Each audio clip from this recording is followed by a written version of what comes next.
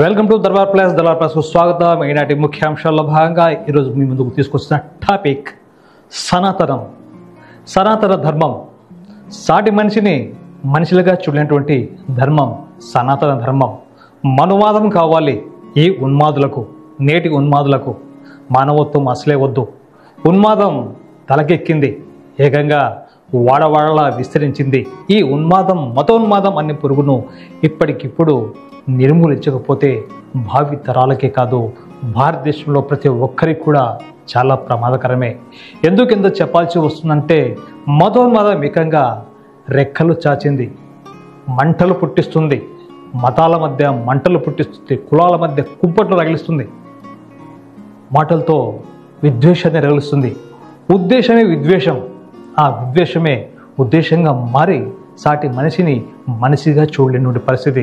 స్వతంత్ర భారతదేశం 75 సంవత్సరాలు పూర్తి చేసుకుంటుంటే ఈ సందర్భంలో ఈ మతోన్మాదం అనిపించి పూర్తిగా ఒక రకం చెప్పాలంటే పైత్యానికి చేరుకుంది. ఆ పైత్యం సాటి మనిషిని మనిషిని కూడా చూడలేదు.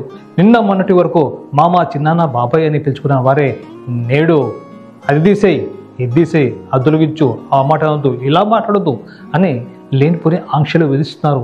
స్పీడ్ బ్రేకర్లు పెట్టేస్తున్నారు. అంటే మాట్లాడడం నేరం, ప్రశ్నించడం అంతకంటే నేరం అన్నట్టు పరిస్థితి తయారైంది ప్రస్తుతం భారతదేశంలో ఉన్నటువంటి ప్రతి రాష్ట్రంలో, ప్రతి ప్రాంతంలో. ఇదంతా ఎందుకు చెప్తున్నామంటే, మరి మనకు నంద్యాల జిల్లా కేంద్రంలో ఉన్నటువంటి ప్రముఖ పుణ్యక్షేత్రం శ్రీశైలం. మరి శ్రీశైలానికి భక్తులు ఎంతోమంది వెళ్తుంటారు. ఎంతో పవిత్రత అక్కడ ఉంది. అందరూ కూడా అక్కడటువంటి శ్రీశైలం మల్లికార్జున బ్రహ్మవారిని అక్కడ దర్శించి ఆశీర్వాదాలు తీసుకుంటారు. అంత గొప్ప ఘన చరిత్ర కలిగినటువంటి ఈ యొక్క శ్రీశైలం పుణ్యక్షేత్రంలో ఎప్పుడు లేని విధంగా ఇప్పుడు ఓ కొత్త పద్ధతి, ఓ ఉన్మాద పద్ధతి బయటపడింది. అదే ఇతరులు ఎవరు కూడా ఆయా ప్రాంతంలో సంచరించకూడదు అన్న నిషేధాలు.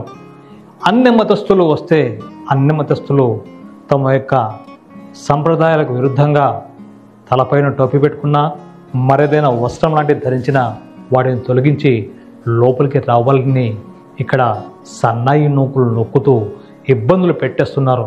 నిన్న ఆత్మకూరు, నంద్యాల జిల్లా ఆత్మకూరు ఆర్టీసీ డిపోకి చెందినటువంటి ఓ ఆర్టీసీ డ్రైవర్ శ్రీశైలానికి వెళ్తున్నాడు. గత 30 ఏళ్ళుగా అదే మార్గానే వెళ్తున్నాం, కానీ ఎప్పుడు కూడా ఎలాంటి సమస్య రాలేదు. మరి ఈ మధ్య ఏమైందో ఏమో కానీ అక్కడ కొందరికి నిజంగా చెప్పాలంటే ఉన్మాదం ఉన్నటువంటి ఈ బత్తాయిగాళ్ళకి మాత్రం కాస్త బరితెగింపు బల్పు మాత్రం కనిపిస్తూ ఉంటుంది. ఎందుకంటే యథారాజ తదాప్రద అన్న సిద్ధాంతాన్ని వంట పట్టించుకున్నారేమో వీళ్ళు. ఇక్కడ ఆర్టీసీ డ్రైవర్ ఉన్నటువంటి ముస్లిం సామాజిక వర్గానికి చెందిన వ్యక్తిని తలపైన టోపీ తీసేసి వెళ్ళాలని కోరారు. అయితే ససేమిరా దైవాన్ని నమ్ముకున్నటువంటి ఆ ఇస్లామిక్ సంబంధించినటువంటి ఆ డ్రైవర్ తను వృత్తినైనా మానుకుంటా కానీ తలపై టోపీ తీసేసే ప్రసక్తే లేదని చెప్పారు. తీయరు, అట్లా టోపీ తీయరు. సర్కులర్ ఏమన్నా పాస్ చేపించి మీరు తీమని చెప్పేసి పేపర్ ఇస్తే మా ఎండి గారికి వాళ్ళు ఆర్డర్ ఇస్తే ఈ డ్యూటీకే రాం మేము. అంతే మరి. పిలుచుకో అని చెప్తుండగానే మధ్యలో మరో పోలీస్ అధికారి జోక్యం చేసుకుని, ఏముందబ్బా అలా తీసి అలా వెంటే వెళ్ళిపోలేదా అని చిన్నగా సర్ది చెప్పే ప్రయత్నం చేశారు. సరేనండి, అట్లా చెప్పకూడదు సార్. మీరు లెటర్ పాస్ చేసి మా ఎండి గారికి ఇస్తే రెగ్యులర్ గా తీసేస్తాం. అసలు డ్యూటీగా రాను నేను, నాకు అవసరం. మతోన్మాదానికి మరి పరాకాష్ట ఇది. ఈ మతోన్మాదానికి పరాకాష్ఠలో అలా తీస్తే ఇలా వెళ్ళిపోలేదు అంటే అలాగే తప్పుగా భావించకండి మిత్రులారా. హిందూ సాంప్రదాయవాదులు, హిందూ మిత్ర సోదరులు కూడా ఒక్కసారి ఆలోచించండి. అమ్మవారిని దర్శించుకోవడానికి, స్వామివారిని దర్శించుకోవడానికి భక్తి శ్రద్ధలతో బొట్టు పెట్టుకొని వెళ్తారు. మరి మిమ్మల్ని కూడా ఇతరులు ఎవరైనా ఆ బొట్టు తీసు వెళ్ళు అంటే ఊరుకుంటారా? మనసు ఒప్పుతుందా? దైవం ఒప్పుకుంటుందా? మీ మనస్సాక్షి కూడా ఒప్పుకుంటుందా? 100కి 100% ఒప్పుకోదు. ఇక్కడ జరిగింది అదే. గత 30 ఏళ్ల నుంచి డ్రైవర్గా వృత్తి చేసేటువంటి ముస్లిం సామాజిక వర్గ వ్యక్తిని విధంగా టోపీ తీసి వెళ్ళమని చెప్పి ఏ నిబంధనలు ఉన్నాయి, ఏ ఆదేశాలు ఉన్నాయి చెప్పాల్సిన బాధ్యత స్థానిక దేవస్థానం అధికారులకు, అలాగే రాష్ట్ర పెద్దలకు ఉంది. కూటమి ప్రభుత్వం అని చెప్పేసి 3 పార్టీలు కలిపి ముగ్గులు వేయడం కాదు, ఆ ముగ్గులో ఉన్నటువంటి విషయాన్ని అర్థం చేసుకొని కూటమి నుంచి బయటికి రావాల్సిన అవసరం ఉంది. ఇంకొక ఆయన ఉన్నారు కూటమిలో, సనాతని అయినట్టు వరకు చెగువీర కమ్యూనిజం విప్లవం వర్ధిల్లాలి, నేతాజీ జిందాబాద్, భగత్ సింగ్ అమర్ రహే, ఇలా స్వాతంత్రానికి సంబంధించినటువంటి స్వేచ్ఛ గురించి మాట్లాడేటువంటి సనాతని డిప్యూటీ సీఎం పవన్ కళ్యాణ్ గారు సైతం ఈ మధ్య మతోన్మాదానికి తనదైన ముద్ర వేస్తున్నారు.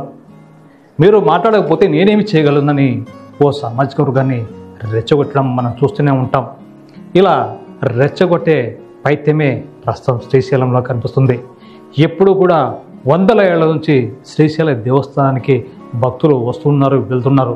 ఇక్కడ కుల మతాలకు సంబంధం లేదు, దైవం అందరికీ దైవమే, స్వయంవరం అందరికీ స్వయంవరే. మరి అలాంటి చోట ఎప్పుడు లేని విధంగా ఇలా ఆంక్షలు పెట్టడం, టోపీ తీసి రమ్మనడం, మత విరుద్ధమైనటువంటి వ్యాఖ్యలు చేయడం, మరి మతాన్ని కించపరచడం కరెక్టేనా? భారత రాజ్యాంగం ఇచ్చినటువంటి ఈ యొక్క మత స్వేచ్ఛ హక్కును హరిస్తున్నటువంటి ఇలాంటి బత్తాయిగాలకు సమాధానం చెప్పాల్సిన అవసరం రాష్ట్ర ప్రభుత్వం పెద్దలకు లేదా మనకు నంద్యాల జిల్లా కేంద్రంలో ఉన్నటువంటి మంత్రివర్యులు గౌరవనీయులు ఎన్ఎండి ఫారూక్ గారు కూడా మరి ఈ విషయంలో జోక్యం చేసుకోరా? మీ సామాజిక వర్గాన్ని ఈ విధంగా అవమానిస్తుంటే చూస్తూ కూర్చుంటారా? అలాగే మరో మంత్రి గారు బీసీ జనార్దన్ రెడ్డి గారు ఉన్నారు. మరి ఆయన కూడా నంద్యాల జిల్లాకు సంబంధించిన మంత్రి కదా, ఆయన నోరు బేర్పు. అలాగే ఎంపీ బైరెడ్డి శబరి కూటమి ప్రభుత్వంలో ఉన్నారు, అలాగే గతంలో బీజేపీలో కూడా ఉన్నారు.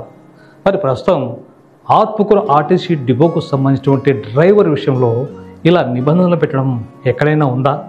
పోనీ భారతదేశంలో ఎక్కడైనా సరే ఈ యొక్క దేవస్థానం ప్రాంగణం కాకుండా దేవస్థానం బయట ఇలాంటి నిబంధనలు ఏమైనా పెట్టారా?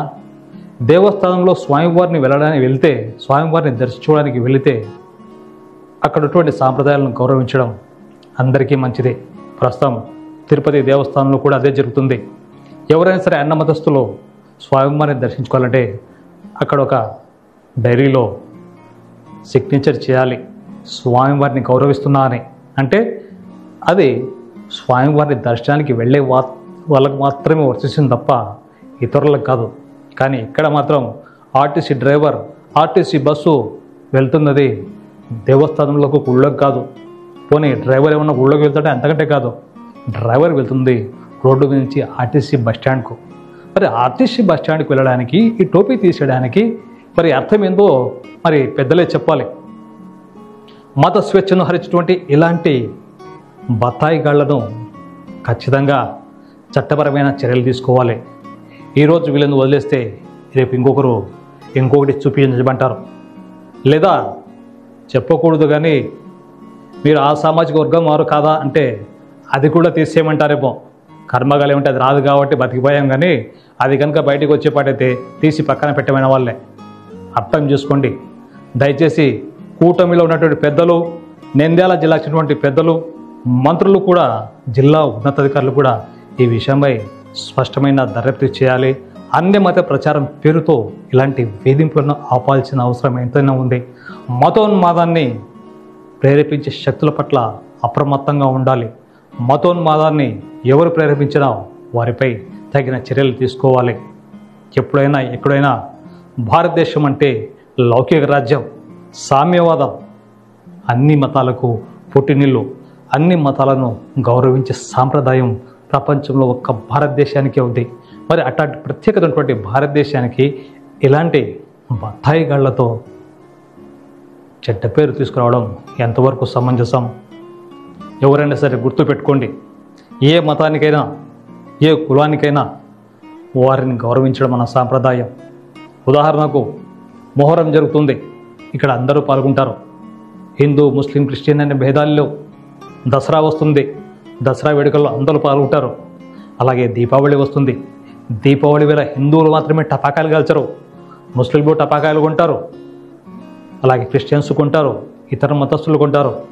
పెద్దలే కాదు చిన్నారులు సైతం టపాకాయలు కాలుస్తూ ఉత్సవాన్ని జరుపుకుంటారు, దీపావళిని. అంతటి సమైక్యత ఐక్యతా భావం ఉన్నటువంటి మన భారతదేశంలో, మన ఆంధ్రప్రదేశ్లో ఇలాంటి ప్రయత్నం ఏమిటి మిత్రమా? మిత్రులారా, ఒక్కసారి ఆలోచించండి. అధికారం శాశ్వతం కాదు, మతోన్మాదం ఉన్మాదం కాకూడదు. మతోన్మాదం కంటే మించింది మానవత్వం. సాటి మానవుని గౌరవిద్దాం. మన మిత్రులు హిందూ మిత్రులైన వారు ఆరాధించే దేవుళ్లను గౌరవించడం మన సంస్కృతి సాంప్రదాయం. మన మిత్రులు ఎవరైతే ఆ యొక్క స్వయంవారిని గౌరవిస్తున్నారో మనం కూడా గౌరవించడంలో ఎంత మాత్రం తప్పులేదు. కానీ విద్వేషంతో ఉద్దేశంతో కూడిన విద్వేషంతో మాత్రం ఇలాంటి పొరపాట్లు మాత్రం ఎక్కడా చేయకండి. సారే జహాं से अच्छा హిందూ సీతా హమారా అన్న విషయాన్ని గుర్తుపెట్టుకొని అందరం ఐక్యంగా కలిసి ముందుకు సాగుదాం. డిప్యూటీ సీఎం పవన్ కళ్యాణ్ గారు, సనాతనం కావాలి, కానీ అది పాతకాలం నాటి సనాతనం కాదు. ఆధునిక సమాధానం కావాలి, ఆధునిక సనాతన ధర్మం కావాలి. ఆధునిక సనాతనంలో అందరికీ సామాజిక న్యాయం జరగాలి.